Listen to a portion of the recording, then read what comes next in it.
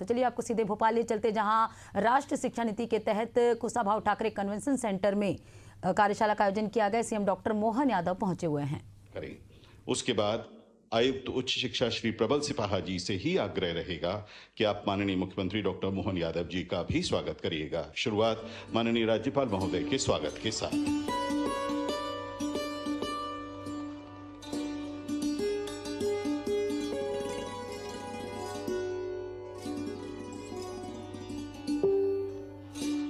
आयुक्त उच्च शिक्षा माननीय मुख्यमंत्री महोदय का स्वागत करेंगे।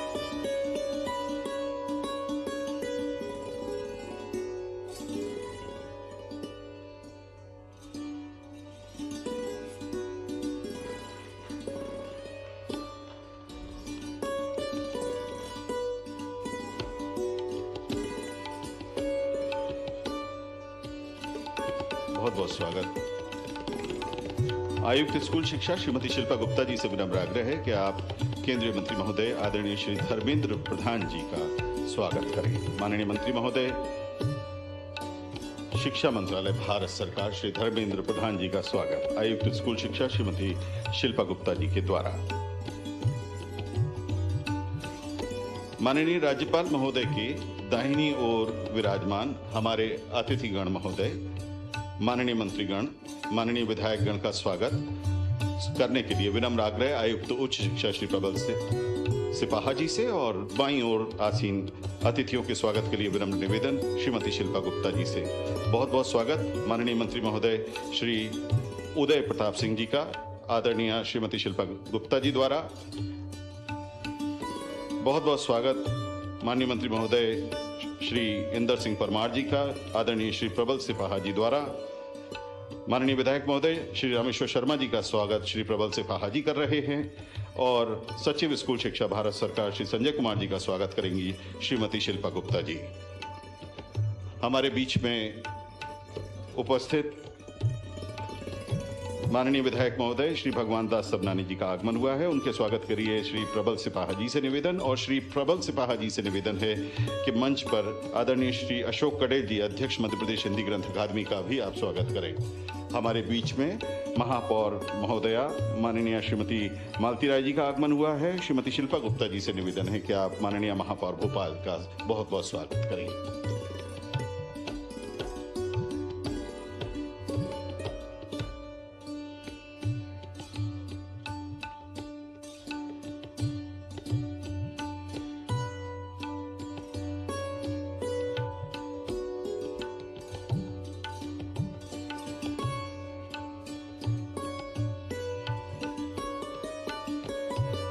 बहुत बहुत धन्यवाद।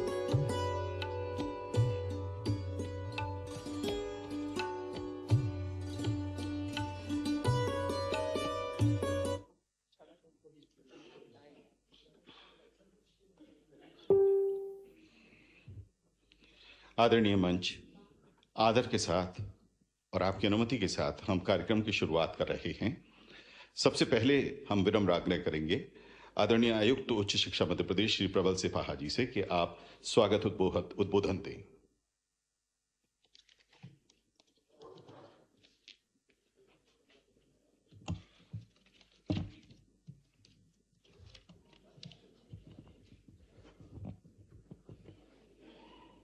नमस्कार।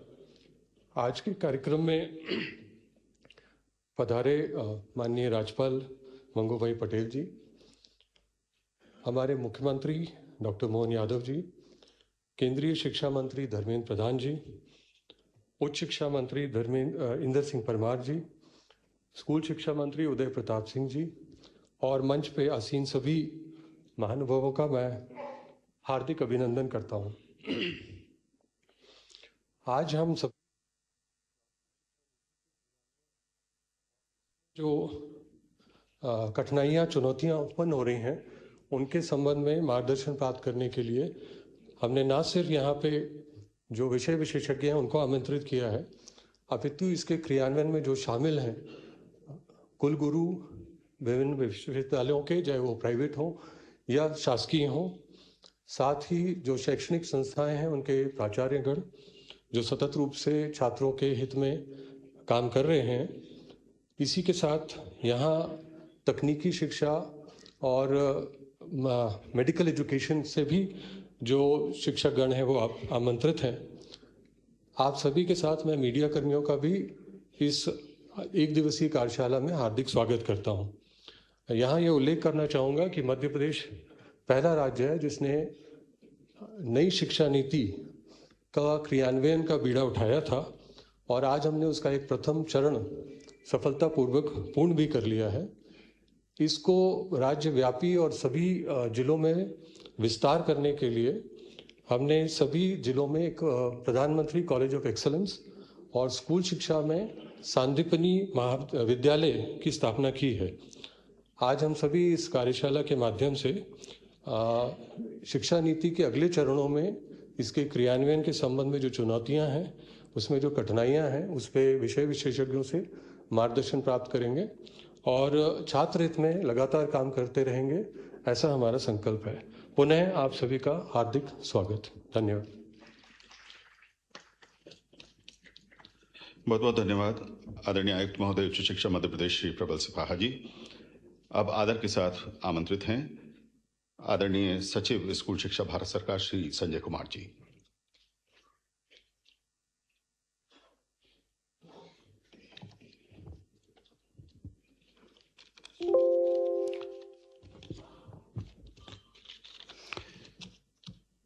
मध्य प्रदेश के भोपाल में एक दिवसीय राष्ट्रीय शिक्षा नीति के कार्यान्वयन हेतु आयोजित इस कार्यशाला के मुख्य अतिथि माननीय राज्यपाल मध्य प्रदेश श्री मंगू भाई पटेल जी, माननीय मुख्यमंत्री मध्य प्रदेश डॉक्टर श्री मोहन यादव जी, राष्ट्रीय शिक्षा नीति के प्रणेता माननीय मंत्री शिक्षा भारत सरकार श्री धर्मेंद्र प्रधान जी, श्री इंदर सिंह परमार माननीय मंत्री उच्च शिक्षा मध्य प्रदेश सरकार, श्री उदय प्रताप सिंह जी माननीय मंत्री स्कूली शिक्षा मध्य प्रदेश सरकार, श्री विश्वास सारंग माननीय खेल युवा कल्याण एवं सहकारिता मंत्री मध्य प्रदेश, मंच पर आसीन गणमान्य अतिथिगण, यहाँ हॉल में उपस्थित शिक्षा जगत के सभी शिक्षाविद, विशिष्ट अतिथिगण, देवियों और सज्जनों,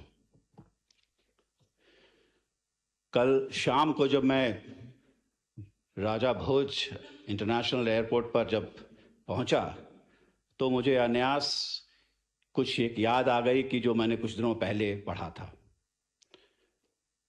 राजा भोज के बारे में लिखा गया था कि वो महज 45 वर्ष की ही उनकी आयु सीमा रही। 1010 में पैदा हुए और 1055 में उनकी मृत्यु हो गई थी। लेकिन इस 45 वर्ष के कार्यकाल में उन्होंने 84 पुस्तकें लिखी और ये जो 84 पुस्तकें लिखी, उनके जो सब्जेक्ट्स हैं वो इतने विविध हैं कि शिक्षा के हर क्षेत्र को वो कवर करते हैं।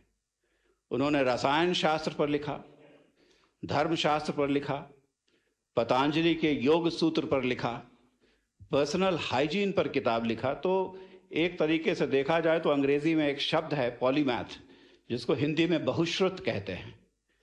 तो मुझे इस बात का भी सुखद अनुभव हुआ कि आज मैं सुबह जब इस ऐतिहासिक हॉल में आया तो इस हॉल का भी नाम राजा भोज सभागार है।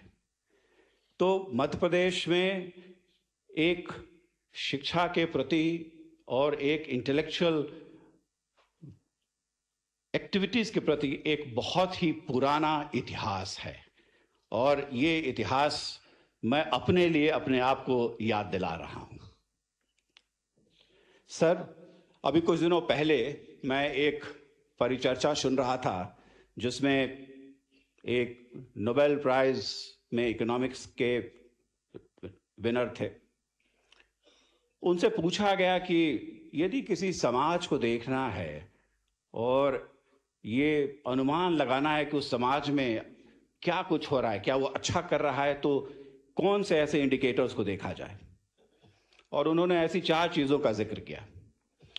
पहला उन्होंने जिक्र किया कि are the students learning well, क्या हमारे जो बच्चे हैं वो सीख रहे हैं और उनका लर्निंग आउटकम बेहतर है या नहीं? Are they innovating? क्या नवाचार हम कर पा रहे हैं? And is this innovation leading to new invention? क्या टेक्नोलॉजी हम नई बना पा रहे हैं या नहीं बना पा रहे हैं? और जो चौथा पॉइंट था वो था कि हाउस होल्ड सेविंग्स हो रही हैं कि नहीं हो रही हैं।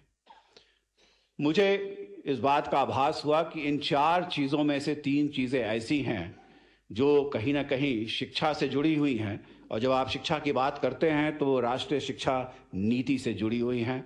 और राष्ट्रीय शिक्षा नीति का मूल मकसद है कि हमारे बच्चों का लर्निंग आउटकम्स बेहतर हो, हमारे बच्चे क्यूरियस रहें, कौतूहलता उनकी बनी रहे, वो नवाचार की ओर आकर्षित हों, और जब नवाचार होगा और बेहतर सीखेंगे तो कहीं ना कहीं हम नई टेक्नोलॉजी, आज का जो डिजिटल युग है उसमें हम बना पाएंगे। और राष्ट्रीय शिक्षा नीति इन सब पहलुओं पर कार्य कर रही है। मैं कुछ एक बिंदुओं पर आपका ध्यान आकर्षित करना चाहूँगा, क्योंकि वैसे राष्ट्रीय शिक्षा नीति पर बोला जाए तो बहुत कम समय में बहुत कुछ नहीं ज़्यादा बोला जा सकता है, लेकिन मैं मुख्यतः 3-4 बिंदुओं पर आपका ध्यान आकर्षित करना चाहूँगा। जो सबसे पहली बात है कि राष्ट्रीय शिक्षा नीति ने पहली बार एक नीति के रूप में प्रारंभिक शिक्षा, बुनियादी शिक्षा को अपने दायरे में रखा है। 3 वर्ष से लेकर के 8 वर्ष का जो उम्र सीमा है, ये हमारे बच्चों के लिए बहुत ही आवश्यक है, क्योंकि इसी समय मस्तिष्क का विकास होता है। हर बच्चा कम से कम 3 वर्ष का प्री प्राइमरी बाल वाटिका में अवश्य रहे। और अपने स्नेहिल प्रतिनिधि के तौर पर माननीय मुख्यमंत्री डॉक्टर मोहन यादव जी को हम आमंत्रित कर रहे हैं कि वे आएं और मध्य प्रदेश की बात कहें।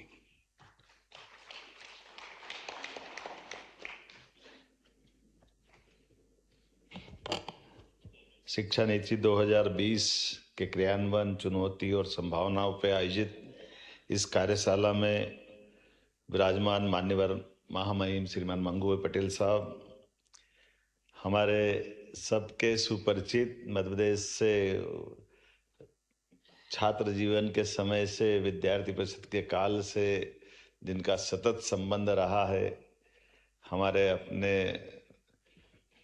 लोकप्रिय शिक्षा मंत्री श्रीमान धर्मेंद्र प्रधान जी, मैं मध्य प्रदेश सरकार की ओर से आपका स्वागत करता हूँ, अभिनंदन करता हूँ।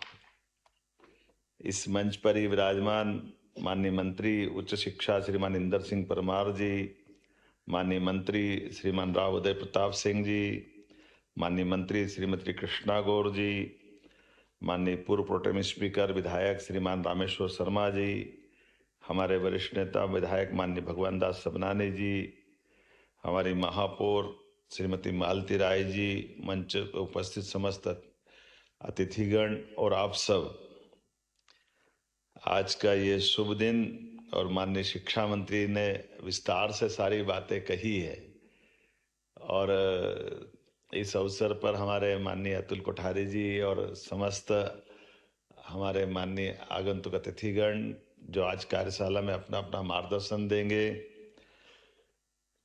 मुझे भी इस बात की प्रसन्नता भी है। और ये हमारी सनातन काल की शिक्षा के माध्यम से दुनिया में भारत की पहचान, जब हम अपने वसुदेव कुटुंबकम के उस भाव की तरफ देखते हैं तो अतीत के उस गौरवशाली पृष्ठ में भारत दुनिया में कुलगुरु के नाते से जाना जाता है। और कुलगुरु की जब हम बात कहेंगे तो कुलगुरु का तात्पर्य हम अपने नियंता नहीं है, अधिष्ठाता नहीं है, हमारे जीवन की अच्छाइयों के साथ जोड़ करके जीवन में अंधेरे से प्रकाश की ओर ले जाने वाले मार्ग के माध्यम से हम गुरु की उस महत्ता को नमन करते हैं। मुझे इस बात की प्रसन्नता है माननीय शिक्षा मंत्री जी, हमारे इसी भाव के आधार पर शिक्षा नीति भी हमने सबसे पहले लागू की और कुलपतियों के नाम बदलकर कुलगुरु करने का भी अभियान हमारे राज्य में प्रारंभ किया है। जब हम अपने उस उदात्त भाव की तरफ ले जाते हैं तो शब्दों की भी अपनी महत्ता है और शब्दों की महत्ता से हम वो सब कुछ जोड़ना चाहते हैं जिसके माध्यम से शिक्षा के आधार पर व्यक्ति के जीवन में बदलाव आएगा। व्यक्ति के जीवन में बदलाव के यद्यपि अतीत के बहुत सारे उदाहरण हमारे सम्मान्य गुरुओं के माध्यम से हर काल में, हर युग में, हर समय जब कभी किसी ने कोई बड़ा परिवर्तन किया है तो उस बड़े परिवर्तन के बदलाव में उसकी शिक्षा, उसके गुरुओं की बड़ी भूमिका है। भगवान राम के जीवन काल में भी हम अगर देखें तो भगवान राम और लक्ष्मण अपने राजमहल में है, लेकिन विश्वामित्र अगर आते हैं और विश्वामित्र महाराज दशरथ से अपनी कठिनाइयों में सेना नहीं मांगते, उनको स्वयं को भी नहीं मांगते, वो केवल भगवान राम और लक्ष्मण को मांगते हैं कि आपके राजकुमार दे दो। बगल के जंगल में ये भारी उत्पात राक्षस मारीच, सुबाहु, ये जो दूसरे का आतंक है, उसमें केवल राम और लक्ष्मण। और ऐसे में भी जब महाराज दशरथ कहते कि मैं राम लक्ष्मण को दूं, मुझे बड़े कठिन भाव से देने की हाँ करूंगा तो मैं सेना दे देता हूँ, रथ दे देता हूँ, सारथी दे देता हूँ। उन्होंने कहा कुछ नहीं चाहिए, केवल आपके 2 बालक दे दो। और 2 बालक को जंगल के यथार्थ से परिचय कराते हुए हम अगर इसका विश्लेषण करें, यद्यपि ये धर्म के आधार पर हमारे सभी धर्माचार्य इसको अपने अच्छे ढंग से बात करेंगे, लेकिन कभी कल्पना करें कि विश्वामित्र जी भगवान राम और लक्ष्मण को अगर महल से मांग करके नहीं ले जाते तो हो सकता है रामायण के लिए और बाकी सारी बातों के लिए, लेकिन भगवान राम और लक्ष्मण ने जब अपने महल से कदम बाहर बढ़ाए तो उनके अंदर कॉन्फिडेंस भी आया, उनकी एक विराटता का आधार पर उनका जो दुनिया ने स्वरूप देखा है, तो चुनौतियों से युवा मुकाबला भी करते हैं, मार्ग भी निकालते हैं। और उसी के बाद हमने सबने देखा कि वो तो मारीच सुबाहु से जंगल को मुक्त कराने ले गए, लेकिन उससे आगे बढ़ते हुए गुरु और आगे लेकर के जनक नंदनी स्वयंवर जहाँ हो रहा था वहां तक ले गए। और माता सीता के स्वयंवर की घटना हम सब जानते हैं कि उस दौर में जब दुनिया के सारे महारथी आए हुए थे स्वयंवर में, लेकिन उस स्वयंवर के इतने बड़े आयोजन में भी भगवान राम ने धनुष यज्ञ के माध्यम से न केवल अपने बल पराक्रम पुरुषार्थ का परिचय दिया, बल्कि माता सीता का वर्ण करके वो 2 भुज से चतुर्भुज होकर के एक नए रिकॉर्ड की तरफ बढ़े, नए प्रकार से दुनिया ने उनका परिचय पाया। और ये जो उनका कॉन्फिडेंस बढ़ा बात के परवर्ती काल में, वनवास काल में, वो सारी चीजों से तो तब तो वो महाशक्ति रावण से मुकाबला और उस प्रकार का जीवन अलग दिखा। और ये उनका नहीं, यही शिक्षा की महत्ता भगवान कृष्ण के काल में भी देखते हैं। जब कंस को मारने के बाद शिक्षा की महत्ता के बलबूते पर आचार्य सांदीपनि के आश्रम में आते हैं तो 64 कला, 14 विद्या, सभी वेद पुराण, जिस प्रकार से भगवान का विराट रूप हम महाभारत के उस भीषण युद्ध में देखते हैं, उसमें आचार्य सांदीपनि का तो हमको परिचय होता है कि कोई अपने शिष्य को कहाँ से कहाँ ले जाते हैं। और ये उस काल में नहीं, ये आपने सही कहा कि IIT, IIM वगैरह, तो मैं मान के चलता कि 2000 साल पहले भी जब विक्रमादित्य अपने शासन के सूत्र संभालते हैं तो चुनौती से तो मुकाबला हो गया, शकों को तो परास्त कर दिया, लेकिन शकों के परास्त करने के बाद सुशासन की बात जब करते हैं तो कहाँ कहाँ से नवरत्न जुटाए। कश्मीर से हमारे बीच में कालिदास आए, वराहमिहिर आए, धन्वंतरी आए, जो जुटा करके हमारी राज्य व्यवस्था में विद्वानों का संकलन, विद्वानों को जोड़ करके शासन के माध्यम से समाज में वो सारे परिवर्तन कैसे लाएंगे। वैसे ही आपने राजा भोज की बात कही, हमारे संजय जी ने, भारत सरकार के अधिकारी हैं, राजा भोज के उस शासनकाल में बनाया हुआ ये जो जल रचना की बात मालवा में हुई, ये बात सही है। ये राजा भोज का बड़ा तालाब भी हमको उसी काल में ले जाता है, जिसके आधार पर आज भी वो तालाब की रचना की पद्धति वर्तमान में बीटेक वाले विद्यार्थियों के लिए और तकनीकी दृष्टि से भी बड़ी महत्ता है कि तालाब पानी ऐसा भराए कि जो अपने आप में भौगोलिक प्राकृतिक रचना हो और पानी का निस्तारीकरण इतना छोटा सा हो कि लागत कम और पानी ज्यादा स्टोर हो जाए और उसके आधार पर वो तालाब बन जाए। आमतौर पे बड़ा बांध बनाने की परंपरा तो अभी भी मुख्य धारा से बंद करके ही तालाब बनाने की है। तो ये प्राचीन गौरवशाली अतीत के उदाहरण भी हमारे सामने है और इसी आधार पर जब हम अपने शिक्षा नीति की तरफ देखते हैं तो यशस्वी प्रधानमंत्री का और माननीय धर्मेंद्र जी का जोरदार अभिनंदन करें, जिन्होंने शिक्षा नीति 2020 लागू करके उसके दायरे भी खोले और शिक्षा नीति जो हमारी भविष्य की चुनौतियों में अपनी सार्थक भूमिका अदा करे। अपने शिक्षित होने के साथ उस परंपरा के आधार पर जिसने 200 साल तक अपने सारे विद्यार्थियों के दायरे बहुत सीमित कर दिए, एक विशेष नंबर का चश्मा लगा करके केवल कागज की डिग्री लेने के लायक शिक्षा नीति बन करके हमारी युवाओं के साथ जो अन्याय काम करने का काम अंग्रेजों ने किया, बाद के भी काल में कांग्रेस ने किया। मैं बड़े जवाबदारी के साथ कहना चाहूंगा कि आज की शिक्षा नीति में वो सारे दायरे खोले हैं जिसके आधार पर भारत दुनिया के अंदर अपनी बौद्धिक क्षमताओं के युवाओं के लिए एक उन्नत आकाश का मार्ग देता है। आओ आगे बढ़ो और सभी प्रकार के क्षेत्र में जो आपकी क्षमता योग्यता है सारे दायरे खोलकर बढ़ाने के लिए प्रेरित करता है।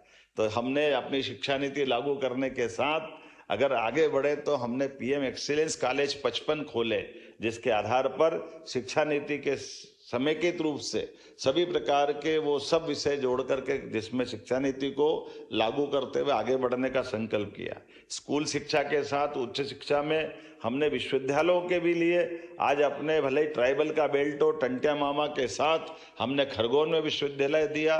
तो 1857 के हमारे अमर योद्धा टंट्या मामा के साथ साथ हमने अपने गुना में भी विश्वविद्यालय खोलने का प्रयास किया। तो रानी अवंतीबाई के नाम पर सागर में, यद्यपि सागर में हरि सिंह गौर जी ने आज़ादी के पहले एक अपने विश्वविद्यालय की बड़ी सौगात दी थी, लेकिन सेंट्रल यूनिवर्सिटी बन गई। सेंट्रल यूनिवर्सिटी का सिलेबस भी लिमिटेड होता है, स्टेट के बच्चे तकलीफ में थे। ऐसे हमने विश्वविद्यालय भी देने का प्रयास किया और साथ ही साथ सांदीपनि विद्यालय के माध्यम से पूरे प्रदेश के अंदर सच में इतना अच्छा लगता सुनकर के भी कि सांदीपनि विद्यालय को 2 विद्यालय हमारे जो विश्व के सर्वश्रेष्ठ विद्यालय में से चुने गए। मैं बधाई देना चाहूँगा 2 सांदीपनि विश्वविद्यालय, एक हमारा इंदौर का और एक रतलाम का, ये दोनों एक एक्सीलेंस स्कूल के रूप में अपनी महत्ता पाते हैं। और जिस प्रकार से हाई स्कूल और हाई सेकेंडरी का पिछले समय में 10th और 5वीं का जो बोर्ड एग्जाम प्रारंभ हुई, जिससे गुणवत्ता भी सुधरी और गुणवत्ता सुधरने के आधार पर हमारा रिजल्ट भी बहुत अच्छा गया। आज मैं जब अपनी तरफ देखता हूं तो 370 सांदीपनि विद्यालय बन के तैयार हुए हैं। मैं धन्यवाद अदा करूंगा माननीय शिक्षा मंत्री जी, दोपहर में हमारे सांदीपनि विद्यालय का निरीक्षण भी करने वाले हैं। मैं अभी से आपको बधाई देना चाहूँगा, ये बहुत अच्छा मॉडल मध्य प्रदेश सरकार की ओर से बना है।